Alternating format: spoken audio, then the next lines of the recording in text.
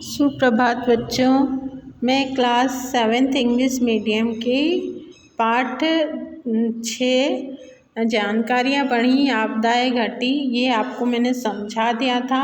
इसकी सही जोड़ी और खालिस्तान भी करवा दिया था। लेकिन फिर भी आपको अगर स्क्रीन पर ये सही से नहीं दिख रहा हो तो आप वापस से, मैं इसका स्क्रीन पे भेज रही हूँ, आप इसको वापस से कर लीजिएगा। उसके बाद अगला प्रश्न आपको, इसके बाद अति लघु उत्तरीय प्रश्न है। आपका पहला प्रश्न है, राकेश कहाँ जाने की तैयारी कर रहा था? इसका उत्तर है, राकेश नदी के किनारे पिकनिक पर जाने की तैयारी कर रहा था। दूसरा प्रश्न है, अचानक बाढ़ क्यों आ जाती है? इसका उत्तर है, वर्षा ऋतु में कई बार नदियों में अचानक बाढ़ आ जाती है, अधिक पानी गिरने के कारण। उसके बाद अगला प्रश्न है, 5 प्राकृतिक आपदाओं के नाम लिखिए। इसका उत्तर है, बाढ़, सूखा, ज्वालामुखी, भूकंप, चक्रवात। ये 5 प्राकृतिक आपदाएं हैं। उसके बाद प्रश्न घ है, सूखाग्रस्त क्षेत्रों में राहत किस किस रूप में पहुंचाई जाती है? इसके बाद है, सूखाग्रस्त क्षेत्रों में राहत खाद्यान्न और रोजगार के रूप में पहुंचाई जाती है।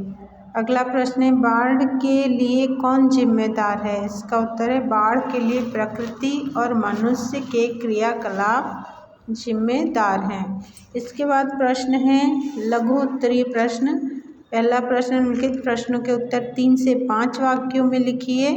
पहला प्रश्न है, प्राकृतिक आपदा से क्या अभिप्राय है? इसका उत्तर है, प्राकृतिक आपदा का अर्थ प्रकृति में अचानक होने वाले विनाशकारी घटना से है, जिससे जन धन की व्यापक हानि होती है तथा संकट की स्थिति उत्पन्न हो जाती है।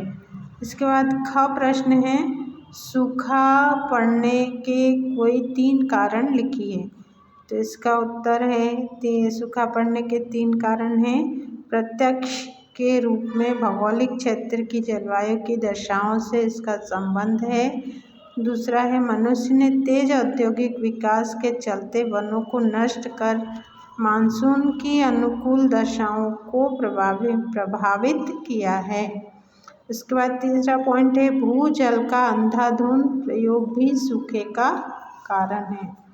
मतलब जमीन के अंदर जो पानी रहता है उसको हम व्यर्थ में नष्ट करते हैं, तो उसके कारण भी पानी जल्दी ख़त्म हो जाता है और उससे सूखा पड़ने लगता है। इसके बाद अगला प्रश्न है, सूखे को प्राकृतिक आपदा क्यों कहा है? सूखे का प्राकृतिक आपदा इसलिए कहा गया है क्योंकि इसका सीधा संबंध वर्षा से है, और वर्षा एक प्राकृतिक क्रिया है। मनुष्य वर्षा से एक प्राकृतिक क्रिया है, और मनुष्य जो वर्षा से प्राप्त करता है उसको, इसमें आपको प्राकृतिक गलत लिखा है और एक ही आपको 2 बार रिपीट हो गया है, तो आपको केवल एक बार ही लिखना है। मनुष्य केवल अनुमान लगा सकता है कि वर्षा कब आ सकती है। इसका आंसर फिर से देख लीजिए। सूखे का प्राकृतिक आपदा, इसलिए सूखे को प्राकृतिक आपदा का लिखा है, इसमें को आएगा। सूखे को प्राकृतिक आपदा इसलिए कहा गया है क्योंकि इसका सीधा संबंध वर्षा से है, और वर्षा एक प्राकृतिक क्रिया है। इसमें प्रकृति लिखा है, ये प्राकृतिक लिखना है आपको, और ये पूरी लाइन आपको काटना है। मनुष्य वर्षा से है और वर्षा एक प्राकृतिक क्रिया, ये नहीं लिखना है आपको। यहाँ से लिखना है, मनुष्य केवल अनुमान लगा सकता है कि वर्षा कब आ सकती है।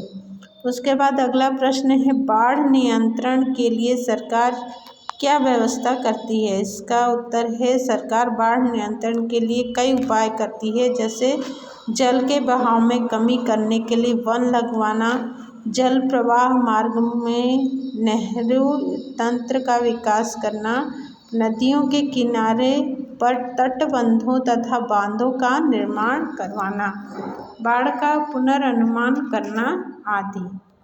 सूखे से निपटने के लिए सरकार क्या क्या प्रबंध करती है? इसका उत्तर है, सूखे की समस्या से निपटने के लिए सरकार 2 प्रकार के कार्य करती है। पहला तो सूखे के कारणों का पता लगाना और दूसरा सूखाग्रस्त क्षेत्रों में राहत कार्य करवाना।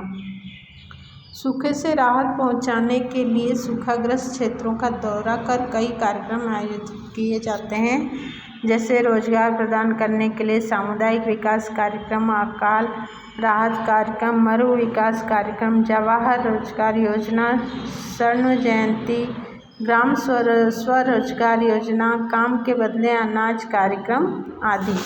ये आपको आंसर पेज नंबर 30 पर भी दिया हुआ है, आप किताब में देखकर भी लिख सकते हैं।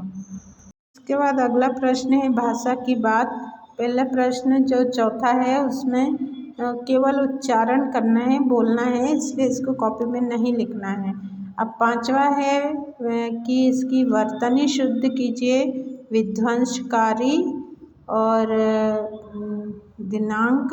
इसमें आप कॉपी में 2 लाइन खींचेंगे, एक तरफ अशुद्ध वर्तनी और एक तरफ शुद्ध वर्तनी लिखेंगे। तो शुद्ध वर्तनी में आप जो किताब में दिया हुआ है वो लिखेंगे और शुद्ध वर्तनी में जो आपके स्क्रीन पे दिख रहा है विध्वंसकारी, दिनांक, जीव जंतु, व्यापक, क्षति आदि, तो ये आप कॉपी में लिखेंगे। उसके बाद अगला प्रश्न है इनके शब्दों का वाक्यों में प्रयोग कीजिए।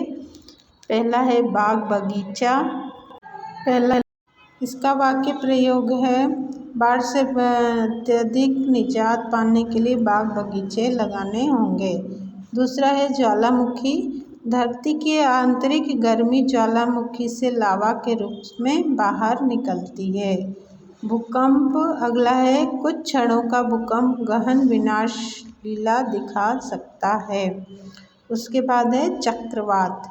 चक्रवात के बवंडर से गांव के गांव उड़ जाते हैं। इसके बाद अगला प्रश्न आपको दिया है, इसमें ध्यान दीजिए, लिखित वाक्यों को पढ़िए। ये केवल पढ़ना है, आपको कॉपी में नहीं करना है। उसके बाद 8वां प्रश्न है विधानवाचक और निषेधवाचक वाक्यों में उदाहरण देकर अंतर स्पष्ट कीजिए। विधानवाचक वाक्य सिंपल वाक्य होता है, जैसे कनिष्क दिन में पढ़ाई करता है। इसमें क्रिया पूर्ण होती है, मतलब काम पूरा किया जाता है, तो उसे विधानवाचक वाक्य कहते हैं। निषेधवाचक वाक्य में जिसमें नहीं लगा रहता है, जिसे इंग्लिश में नेगेटिव सेंटेंस भी कहते हैं। आपको कनिष्क दिन में पढ़ाई नहीं करता है, इसमें क्या होता है, वाक्यों में क्रिया पूर्ण नहीं होती है। विधानवाचक मतलब सिंपल सेंटेंस और निषेधवाचक मतलब नेगेटिव सेंटेंस। इसके बाद प्रश्न 9 है निम्नलिखित वाक्यों के प्रकार लिखिए। आओ यहाँ बैठो, तो ये कौन सा वाक्य है, आज्ञावाचक वाक्य। इसमें आज्ञा दिया जा रहा है कि आओ यहाँ बैठो। बाढ़ कैसे आती है, इसमें पूछा गया है, प्रश्न पूछा गया है, तो इसलिए ये प्रश्नवाचक वाक्य है। यदि वर्षा होती तो सूखा नहीं पड़ता, इसमें संकेत किया गया है कि वर्षा होती तो सूखा नहीं पड़ता, तो इसलिए ये संकेतवाचक वाक्य है। शायद मानसून आ जाए, शायद मतलब इसमें अनुमान लगाया जा रहा है, अनुमान सही भी हो सकता है, गलत भी हो सकता है, इस बात में संदेह है, इसलिए ये संदेहवाचक वाक्य है। इसके साथ ही आपका पाठ 6 कंप्लीट हो गया है। अब अगले वीडियो में आपको पाठ 7 करवाएंगे। उम्मीद है आप इसको कॉपी में कंप्लीट करके रखेंगे। काम साथ साथ पूरा करते जाइए, नहीं तो आप बहुत पीछे हो जाएंगे और काम अधूरा हो जाएगा आपका।